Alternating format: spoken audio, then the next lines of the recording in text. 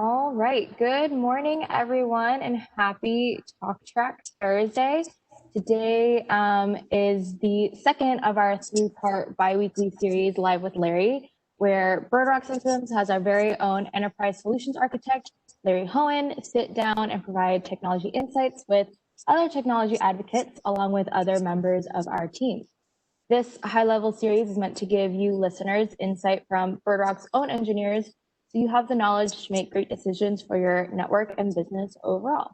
Without further ado, we're going to go live with Larry. Cool. Thanks, Ariel. Thanks, everybody, for joining today. Yeah, let's just jump into if we could have an organized approach to managing our risk. Think about that.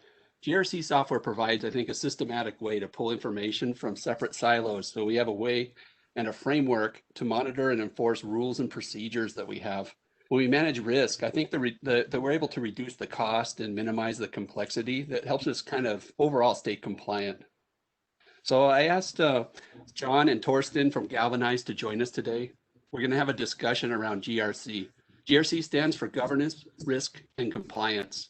It's been an evolving technology, I think, that brings organizations, not organizations, but it brings organization to the chaos that is often risk compliance. Sometimes it's hard to track these things and take action on them, and that's what these kind of tools help with.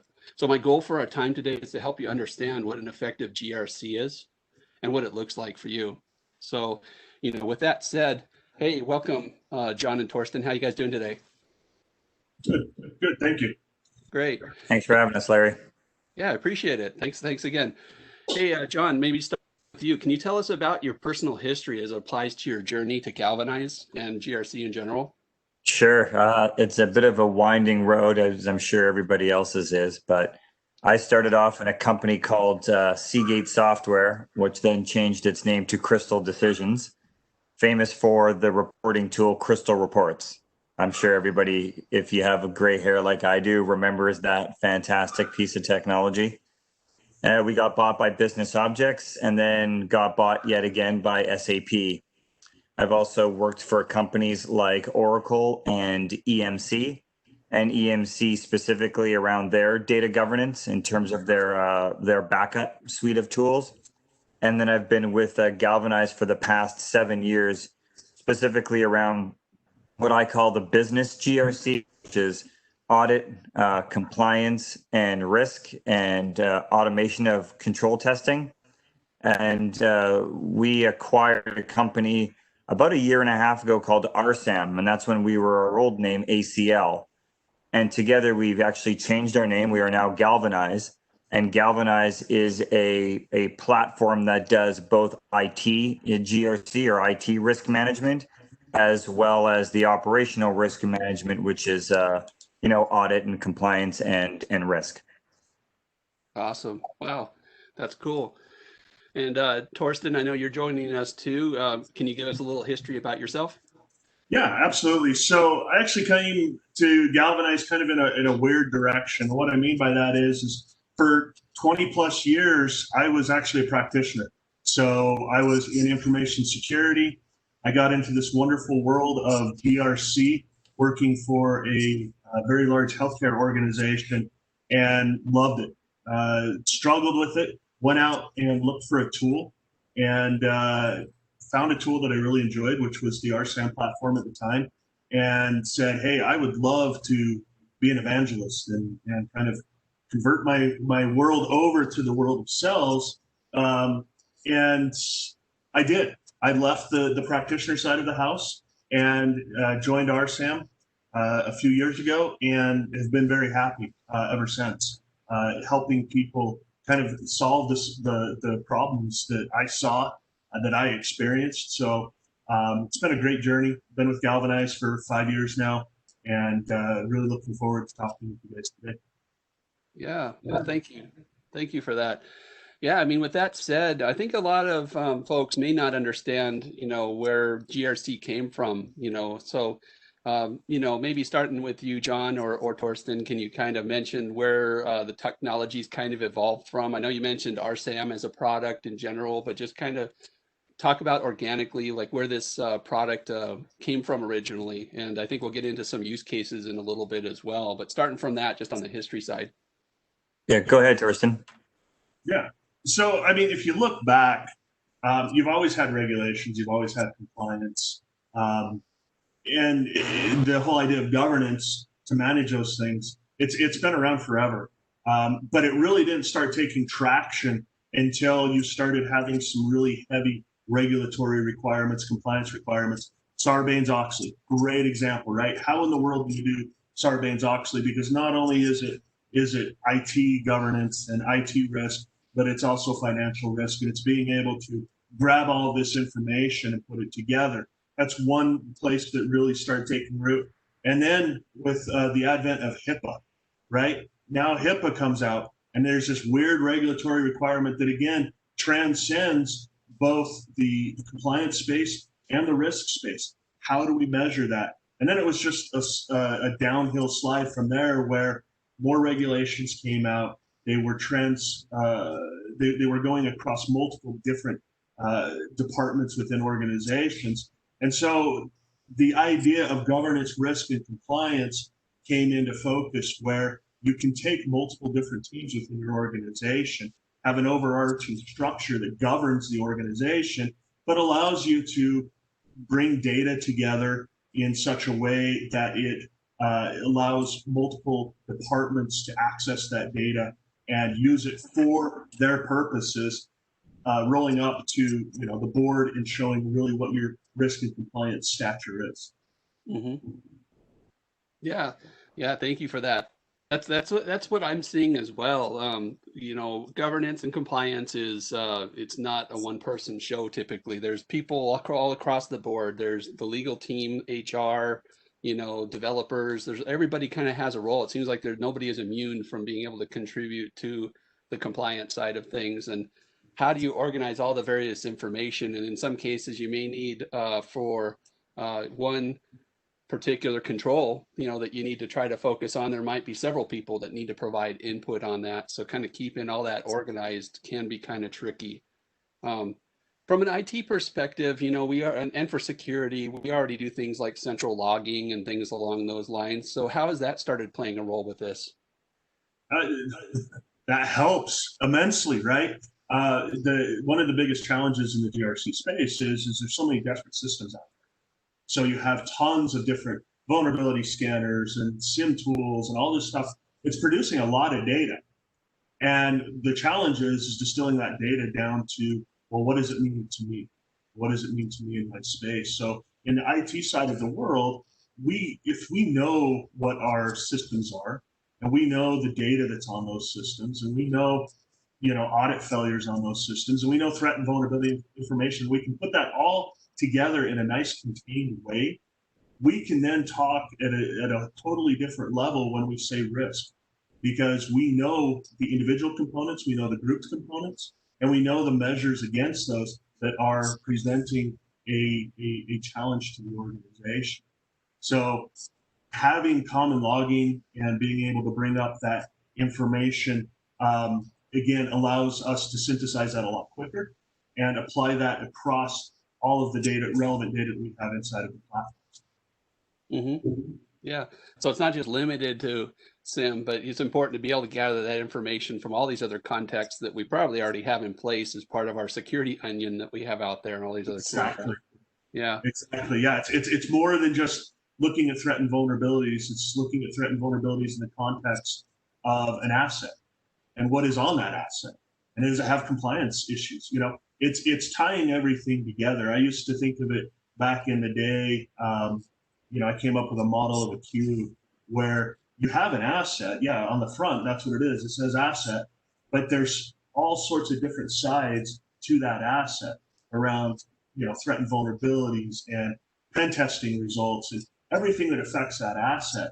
And you can get down to that granular level, but how do you take that granular level and bring it up to a level where your board can understand? And that's where GRC really is.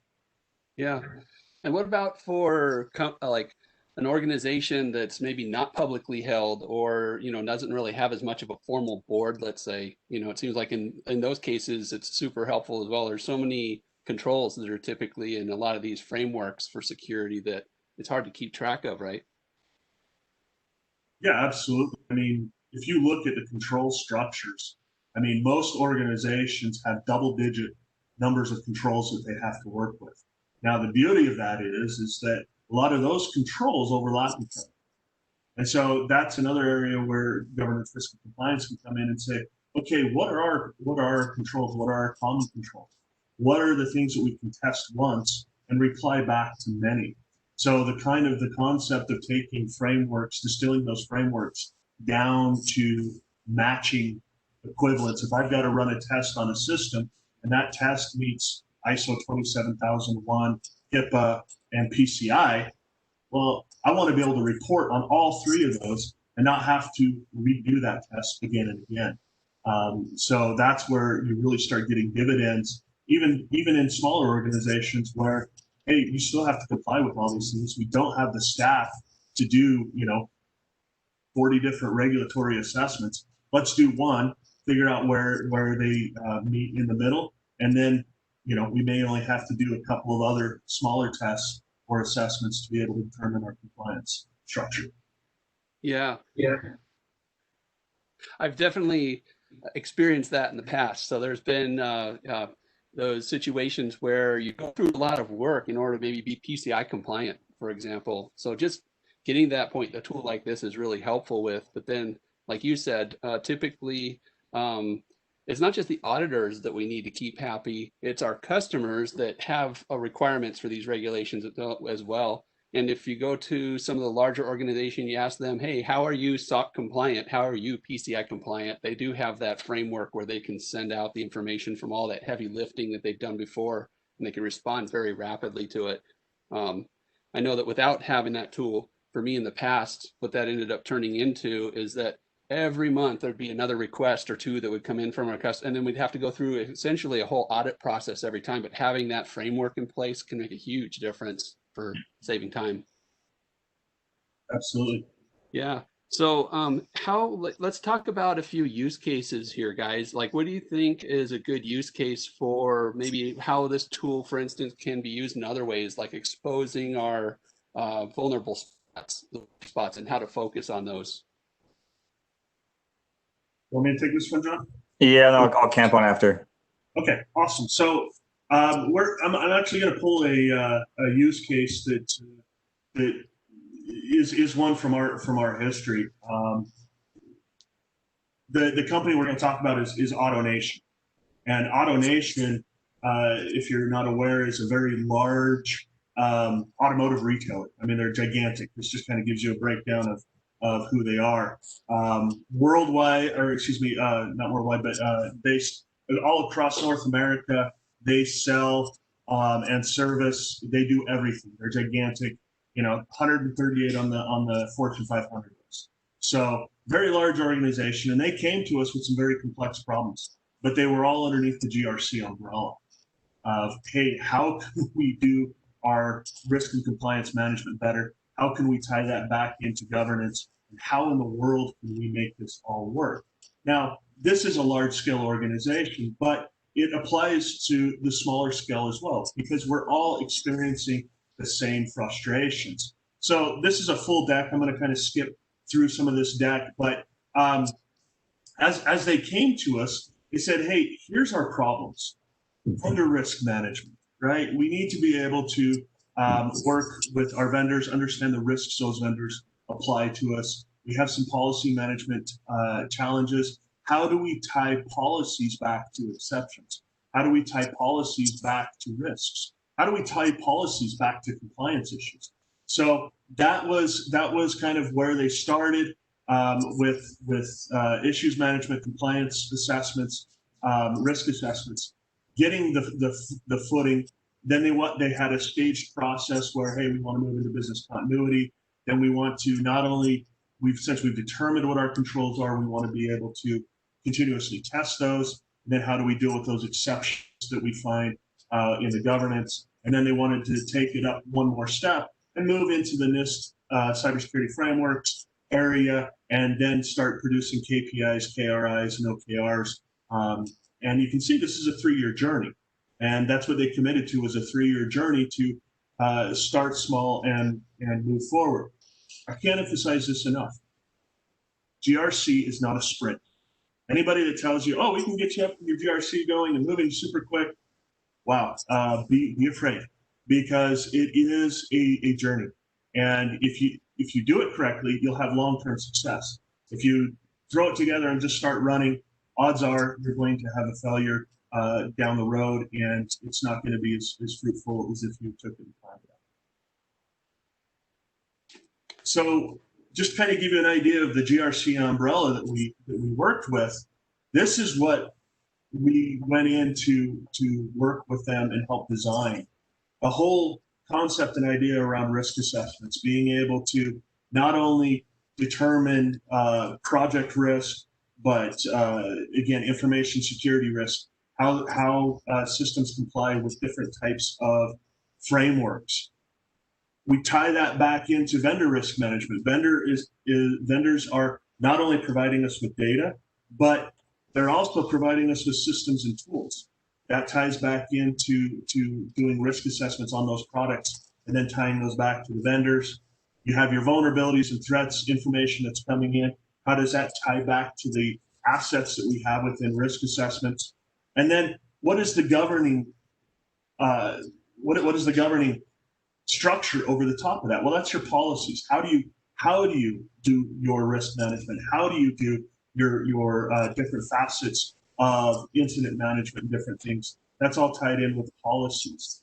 So we helped them build out a very large, robust GRC platform. Again, it took 3 years to do this, but they're very happy and very successful. And you'll notice the data that they're bringing in, like you said, you help correlate data. We're bringing in all sorts of data into their system, whether it's, their scanning vendor for PCI, we're bringing in CMDB data, penetration test data.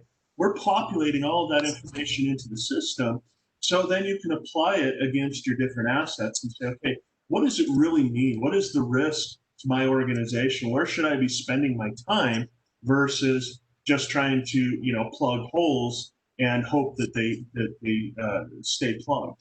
So again, it was a very robust implementation of GRC. Some organizations, they need something a little bit smaller, or they're just saying, hey, we need to understand what our risk is to our IT function. We need to make sure that we're compliant with these standards, and we want to have some third-party vendor risk management that's associated with that. Fantastic. We see that all the time. We see that with organizations that are just starting out, saying, hey, we got to get a handle on this. We know we need a GRC tool, but we just need these couple of things to start. And that's where the journey starts, right? Is that Craw Walk Run. Here's a couple. We're going to implement these successfully. We're going to get these rolled out. And then we're going to build on that through iteration and evolution to build out a very robust GRC program. Yeah, thank you. Thank you for that. Jon, what were your thoughts on this? Yeah, maybe it's just to take a step back, and for the people on the line, GRC it's complex, and the complexity lies in that GRC is not a program or a product. It's a function. So the best analogy we've come up with, and I don't know how many of you are skiers in Southern California, so probably not many. But when you look at a mountain, you might call the mountain Whistler or Blackcomb, like we have here. You could call that GRC. The individual runs that we have, those would be the use cases that Torsten has done an excellent job in just describing. Risk assessment, vendor risk management, vulnerability management, business continuity. Those are all of the tactics and all of the processes that make up what we would call GRC. And I will tell you this, and this is where the opportunity is for BirdRock, is that most organizations that we see are relatively immature still in their adoption of technology to manage IT risk management. They really are. You'll find a lot who are working on spreadsheets and SharePoint and Excel. And the key issues with that is it's extremely hard for the CISO to deliver a unified view of what the risks are in the organization, what's priority, what's getting attention, what needs attention, so that the CEO can have a very good understanding of the risk posture.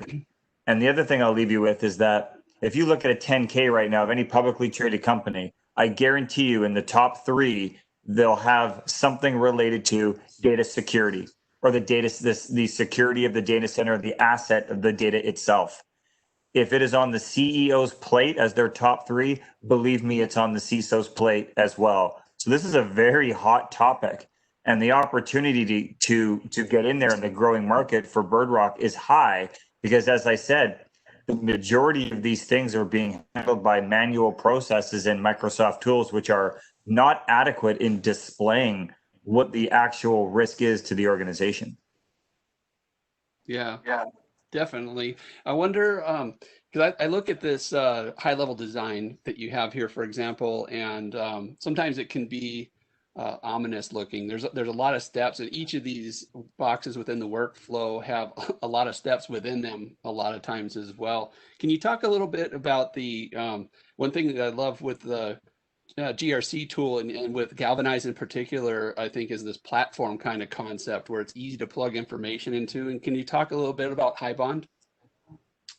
Sure. So in regards to HighBond, the biggest differentiator that you will see surfing the top right-hand wave is that we have a platform that allows organizations to do all of these GRC functions in a single platform. So what you'll see in organizations is spreadsheets here, maybe a point solution there. Maybe they'll have an old antiquated Archer implementation in IT. And the biggest pain out of that is report.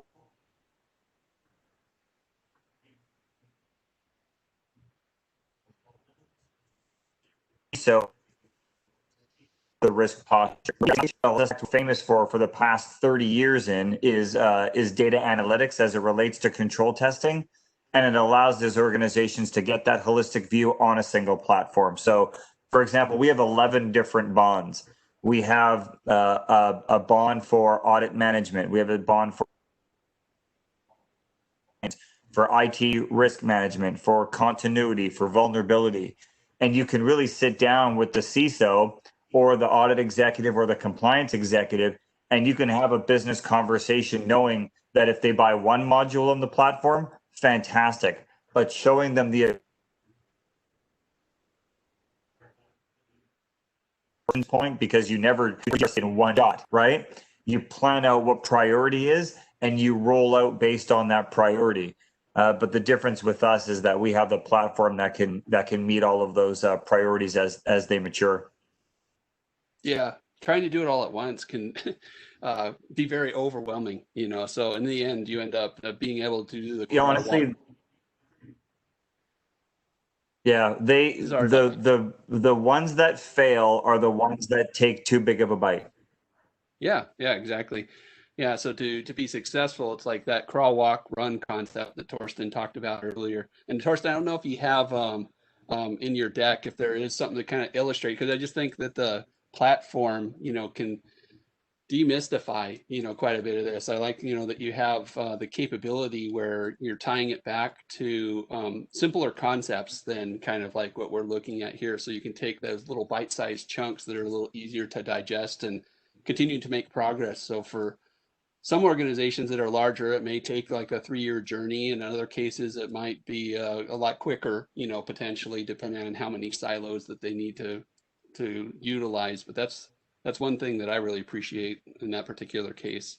And just to backtrack for those that are listening, I keep forgetting to mention this toward the beginning, but I think Ariel put a little post out there. If you guys have any questions, go ahead and post those to her or to the Q&A session, so that way we can go ahead and answer those interactively for you. It's real important that if you do have anything in particular you want to cover, that we can get those in here too for you. So Ariel, I don't know if we have any questions yet, but if we do, maybe we can address a few of those right now. Yeah, let me scroll through. Okay, someone asked, are you able to track multiple regulatory compliance such as HIPAA, CCPA, NIST, ISO, etc.? Yeah, that's a great. The GRC platform is like a house, an empty house, and what you're going to look for, what other or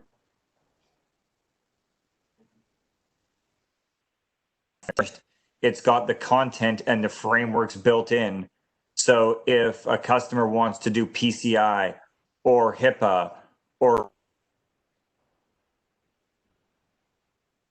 that I'm forgetting, we have a dedicated content team that builds that into our platform, and our content library is probably the richest in the industry, where we can show a CISO or an audit executive or a compliance executive, oh, you have to comply with XYZ. Here's the product, XYZ is already built into it. The workflows are as well. Torsten, did you want to add anything to that? Yeah, I would say too, some of the other content that we offer is like where I was talking about having overlapping regulatory requirements and providing what we call harmonized content, where you can leverage content that meets multiple different regulations through one set of testing rather than individual control testing for every single regulatory requirement you have. I mean, that's leveraging power, and that's something that we can help provide. Nice. I do have a follow-up question. Do they support project style tracking towards compliance?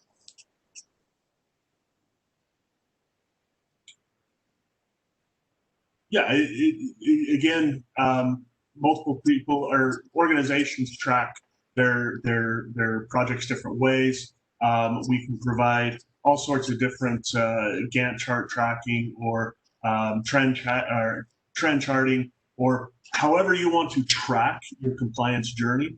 We probably have a way to do it. A lot of people just measure it on what percentage, where am I in my journey of one or more regulatory requirements or individual controls within a framework, and we can report on that very easily and allow you to track through that as well. Now, one of the key strengths of Galvanize is the heritage on analytics. The other unique thing to us is we have a theory or a product called Storyboards, which allow organizations to essentially create any type of display of data that they would want to, just like Torsten said, in any chart that they would want to, with the ability to add some qualitative discussion on the board itself to give a little bit of context to. And customers love that because they love to look at the storyboard, get their risk posture, understand what's being mitigated, understand what the risks are from that sort of single pane of glass. Yeah, perfect example. Thanks, Torsten. Yeah, no problem. This is just an example of a CISO storyboard that we built, where again everything that's important to the CISO is all tracked on this storyboard, and the CISO can look at it and say, for my compliance programs, where am I today? And I can come in here and I can say, okay, here's everything that I'm required to comply with. Where do I have gaps? Where do I have no gaps? And then more importantly, how long is it going to take me to get from non-compliant to compliant using a burn down chart or something of that nature? Clients love this. This is a CISO's dream. Okay, I think that plays into this next question that we received a little bit earlier. But someone asked, who typically uses this tool? IT teams, CISOs, compliance officers, or enterprise risk officers? Yes. Yep. Yeah, in your target in your account would definitely be one of those for sure. In full honesty, we sell to CISOs and we sell to compliance officers, audit officers, and risk officers. Those are the 4 ICPs that we go after. They all use the platform in different ways, right? Your technical folks are providing the information that's getting synthesized. Your analysts are taking that information and combing that information, putting it together, and then the CISOs and the executives are looking at the output of that information, right? So they each have their own journey and how they use the platform but it goes across the entire tier of an organization. Nice. Okay. A customer asked, if I have a GRC solution now and I'm unhappy with it, can you migrate the data into Galvanize? Wow, another great question. The answer is yes. That's a common ask from customers, is they want to be able to take what they've done in the past and leverage that investment and put it into a new platform. Happens all the time, and the answer is yes. That's a big value add that if you're looking to ever get off of a platform in GRC, that should definitely be one of the requirements you look for. And I think this is, we received this question a couple minutes ago, but it seems like a good follow-up to this question. How is your information brought into the platform, reporting or import from other systems? Over to you, Torsten. That sounds like a technical one. Yeah, so both. So we can consume information multiple different ways. Obviously, the platform itself can generate information through questionnaires and assessments and different things that are out there. But we can also consume information from other systems via API or import from something as simple as an Excel spreadsheet.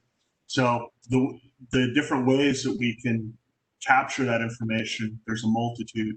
The vast majority this day and age is that we're bringing it in via API, right? We're actually connecting and talking to other systems, bringing that data directly into the platform, and then synthesizing that data with the other data that we're gathering through assessments or other things. But really, there's no way that we haven't figured out how to get the data into the platform. It's import, API connection, or direct generation.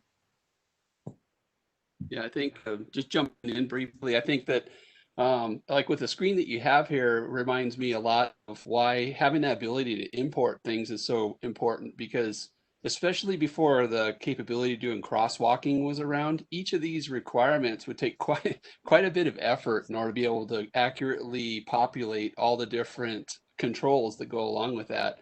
You look at COBIT here, for example, on the top, and there's 199 controls that we're really focused on, and 5 in this case were completed, if that's the case. And all these, I mean, it's a lot of questions that need to be answered, a lot of artifacts and evidence and people to talk to, and to not be able to take that old work and be able to import it in a tool like this, it's just so time consuming to start over. And it's nice now that we have that strategy of being able to be flexible, to move to another tool that might be able to work with other frameworks maybe that now we need to adhere to. And that crosswalking thing is really important too, because you think of like organization that's like needs to be, like I think was mentioned earlier, like HIPAA compliant with high tech that we have here, and they've gone through those steps that are needed. Well, a lot of these things I've seen are very similar. They word things differently, but what you need to achieve compliance is very similar with a little bit of difference, right, between the two. And so knowing that that effort that you're putting in is mostly going to be contributing to, now that I'm PCI requirements or one of these other things that come up, that you can see that, wow, okay, I don't have that big of a bridge to gap in order to make that compliance leap as well, right? Yeah, and the other piece is I would suggest is automate where you can automate. Like the whole days of doing control testing along these things, those are over, where you test it or quarterly. Like with us, the big differentiator is that we want you to set up your controls and we want you to automate the testing of your controls and never do it again, and take that time back and invest it in more strategic parts of your business rather than testing the same control that you do monthly or quarterly. And all of the testing controls, the automation can show up in a storyboard as well, without the need for somebody to go and grab an Excel spreadsheet, stare and compare as to whether the control was passed or failed. Those the big trend in the industry is to automate as much as in your risk control matrix as you can. Yeah, that helps with the accuracy of it, I would imagine, for sure, and the consistency, you know, with what you're getting between the different regulations that you're trying to shoot. But I think with that said, that brings up a good point. What are some of the integrations that you typically see out there with their customers through APIs and things along those lines to help automate the process with, you know, with this tool? That one's for you, Torsten. Okay, I mean, everything. You know, that's the beautiful thing about APIs these days, is most applications have an API that we can connect with and extract data. It's just what the customer has and what they want to leverage. So just give you a few examples. Scanning and vulnerability tools, right? Your Rapid7s, your Tenables that are out there. Threat feed tools, whether that's DeepSight or Alien Vault, being able to bring in all of that data, not to mention CMDBs, right? There's systems out there, ServiceNow, Jira, that are containing all of your asset information. We connect to HR systems, ERP systems. Really, the concept and the idea is that if there's an open API, odds are we can write or we can leverage our API to do the connection to those systems. So it's really all about more where you want to get the data and what type of data you want from, what type of systems versus whether or not we can actually do it.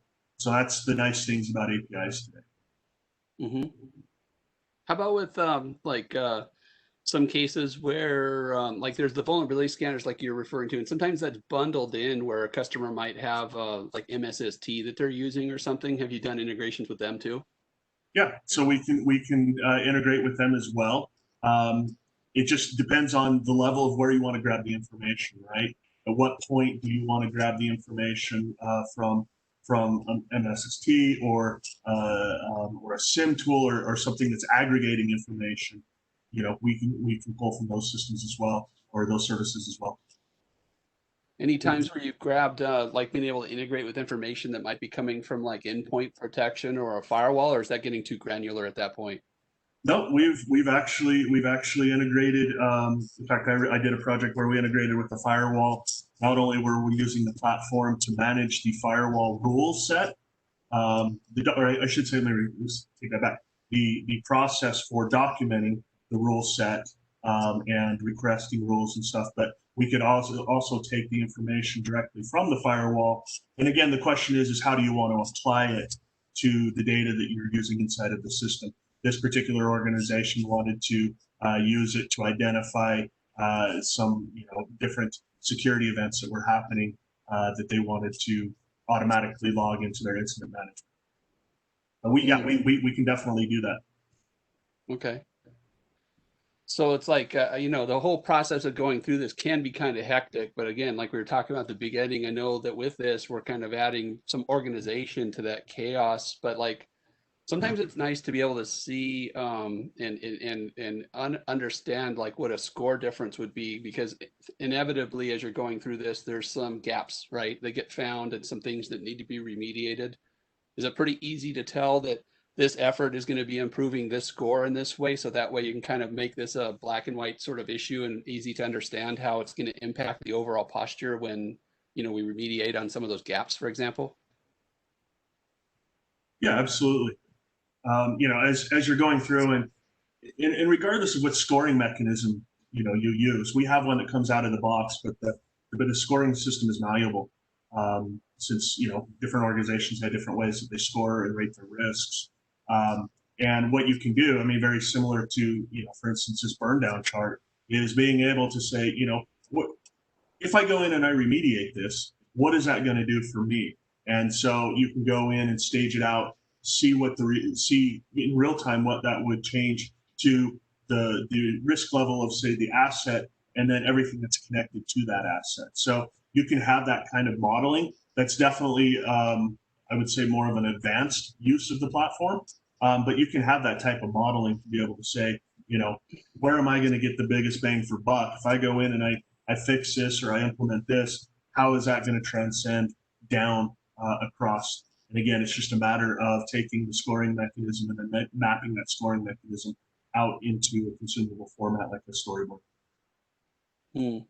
Yeah, I like that. The next chart that you have down there toward the bottom that's kind of cut off too, where, my takeaway from that is it's like when you're trying to adhere to a certain framework, in many cases, the approach may be to boil the ocean, right? But what's kind of nice with this, depending on where we're at in our process, you can always start from somewhere, and shows here, like with the gray line, that we're only trying to target this in this particular case. And here's where we're tracking against that, where in a journey as we go and we continue to mature, right? We can go into year 2, year 3, and that gray bar will probably continue to peel off to the right, with all those categories, so we can continue to improve. Exactly. Yeah. Nobody starts compliant. I mean, that's the long and the short of it, right? And it's a journey, and you're just measuring your accepted level of risk against your journey. Okay, very cool. Ariel, how are we looking on questions? Anything else? We do have a couple more. They asked, so it's a two-part question. They originally asked, do you have a setup for CCPA and GDPR? I think at some point you guys talked about the GDPR setup. So they're asking, what does the setup look like for CCPA? Want me to take that one, John? Yeah, please. Yeah. So CCPA, again, it very much like GDPR. It's all about identifying where you have data on systems that have California information on it. And so it really, in using our platform, what you're doing is you're going through and you're identifying the individual systems. Now, there are tools out there today that do that through data extraction and data analyzation. This tool does not do that, but we can take the input from that tool and say, okay, well, based upon the discovery here, all of these assets have CCPA information in them. Now, that asset, when I use the term asset, that could be just about anything: a database, a system, a collection of systems. It's just how we define it in the system or on the platform. And we can say, okay, you know what? That has CCPA data on it. So if there's a CCPA incident, you can quickly say, okay, show me all of the systems or all of the databases or all of the different intricacies that we have inside of our organization that has CCPA information on it. You can quickly go in and analyze where you have issues. Same thing goes for risk management as well, right? If you have a system with CCPA data in it, you may treat it differently than you would that has just open or public information on it. So that's the way that we look at it in the system, as a protected class of information, and we need to be able to identify those systems or those assets that have that information on it, and then triage that both into the incident management world and into the risk management world as well. Yeah, that's actually a great summation. So, I mean, to Torsten's point, there are tools out there that do the scan of where personal information would live, like a BigID, for example. We would connect in with those tools and apply that governance layer on top of it. That's the difference between those two tools. Is there a tie with the along those lines, like you said, when we're doing data classification? So, there's going to be stuff that's in scope, stuff that's out of scope, within the environment, and how is that reflected in a tool like this? So it's just a matter of identifying those items at the level that you want to identify them. And what I mean by that is some organizations go all the way down to the individual database level, right?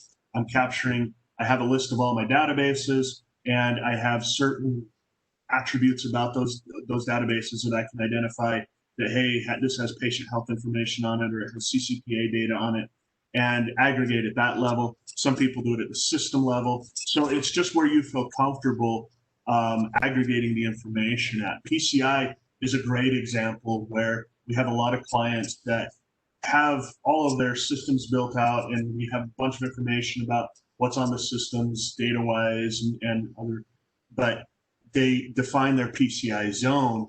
So they know that anything that happens in that zone, whether it's a threat or vulnerability, or it's an identified risk, or something that happens, they're going to treat that differently than if it happened outside of that zone. So it's all about aggregating the information at the level that you want. And again, it just varies by organization, but the platform is flexible enough to allow you to go down to whatever level of granularity you see fit.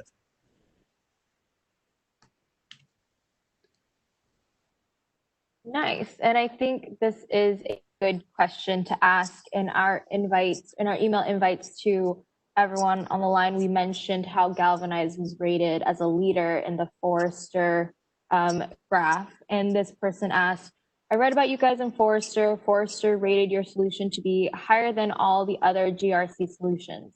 What makes you different than your competition? There's a couple of things.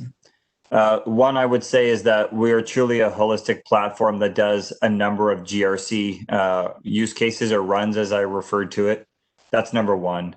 Number two, we believe in data automation, and we're the only GRC provider that has a proprietary data automation tool that we do automated control testing. That's two. And then three is what you're seeing right now on that screen. We are the only GRC provider who can pull data not only from our GRC application, but from any application to provide context into the risk posture via a storyboard. Those three things for us are our unique differentiators.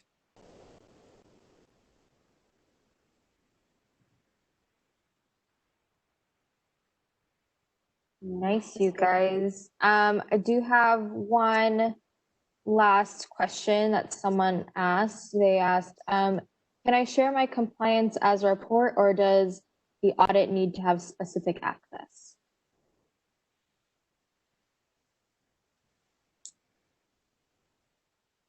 Torsten? Oh, sorry. Yeah. Can you repeat that question one more time? Sorry, it came back a little garbled. No worries. Someone asked, can I share my compliance as a report, or does the audit need to have specific access? No, you can definitely share it as a report, right? I mean, again, there's multiple ways that we can output this information. This storyboard is the most popular, but you can export it out as a report. You can also be able, to give your auditors and whatnot access to the system, and it's a read-only access, and they can actually go in and look at the information that you've done for your compliance efforts and actually access that data, look at it. They can't change it, they can't modify it, but it gives them access to see what you've done, and really has made a lot of auditors quite happy because it saves them time as well. Having, instead of having to go and say, hey, can you produce this for me? Can you produce that for me? People get access to the platform and they can actually go in and just look. It's right there. This is where we extracted the data from. This is what the result was. And they're able to do their determinations a lot quicker. Nice. Received a follow-up question. Does it allow time-restricted access? Yeah. I mean, that's kind of a broad question of what does time restrictive mean, but it has auto timeout features that it'll automatically log out. You can set it up to say, hey, this can only be accessed during this time, this function, there's a lot of different ways that we can restrict time and restrict users on this. So I would say, without further detail, yes. Just waiting to see if we have more questions coming through. Well, while we're waiting on that, one thing I was curious about was regarding like COVID, right? So a lot of work from home initiatives have been happening. Big change sometimes to the way security is being dealt with within an organization now that we have so many remote workers, and the security levels that are available at home versus maybe when people were on prem. Have you seen that much with people who are using Galvanize, where they're having to kind of almost rescore the way everything was happening based on that?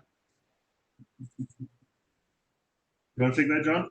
Yeah, I mean, what's been interesting is there has definitely been an increase of attention, I would say, on the IT use cases for sure, to make sure that endpoints are encrypted, that policies are in place, that attestation is happening against policies as the workforce moves from the office to the living room. That has been a trend. It's that combined with our spot on the Forrester Wave and the Gartner Magic Quadrant it's made for some very busy times and some very thematic discussions that we've had where everybody's really trying to solve the same issue right now. So like when you were talking about the level of integration that we have with this tool, it can feed information in from different sources. I mean, is it one of those things where people have actually been using information from WHO, for example, and stuff like that, maybe to adjust the risk? Oh yeah, I mean, we actually built a COVID tool that takes information right from Johns Hopkins University on the trends by state, so that they can start to use that as data as they create their risk posture against COVID. So, look, like Torsten said, if there's an API and there's a data source that can connect, that we can use that as part of the GRC project. So has it been taken as far to then what you were showing us before with that storyboard? Is there a COVID storyboard that you have too then at this point? Yeah, Torsten, do you have it handy? Yeah, I'm trying to look for it. Okay. Oh, okay. as we're going on. But yeah, so there's, well, so that's not the actual storyboard. But yeah, we actually developed a whole entire toolkit around this. It became very apparent as COVID started that there needed to be something that companies could use to track, not only from a global or from a state perspective, but internally in their organization and how they're dealing with COVID internally. And we actually built that toolkit. And I'm trying to find it, but yeah, I mean, it was a great example of how we were able to take and leverage the information to be able to help in a pandemic situation. Yeah, I would imagine it's a curve, when it comes to the risk profile. Now a new source of input that we need to kind of consider from a risk posture. Absolutely. I can't find that storyboard at the moment, but if I do, I'll let you. Yeah, no worries. No, I think this has been really helpful. Were there any other questions that we got, Ariel? Oh, there is one. What is your pricing model? By user, by API usage, by size? It's by user and by module. Perfect. Well, we do have a little less than 7 minutes or 8 minutes, and you're on here till 11. But is there any last closing statements or other things you gentlemen would like to bring up before this call is over? Then, if there's interest in talking more, just feel free to leverage your relationship with BirdRock. They know how to get in touch with a partner of ours, and together we can help understand what your challenge is and hopefully figure it out. Yeah, I really appreciate Jon and Torsten, you guys for joining us today, taking the time out. And the same thing for everybody else who's listening today, just taking the time out of your day to join us. Yeah, I just hope everybody stays safe, and we're going to talk soon. Thanks, everyone. Thanks, Larry. Thanks, Ariel. Thank you. Thank you. Thank you, guys. Have a good rest of your Thursday. You too. Thank you.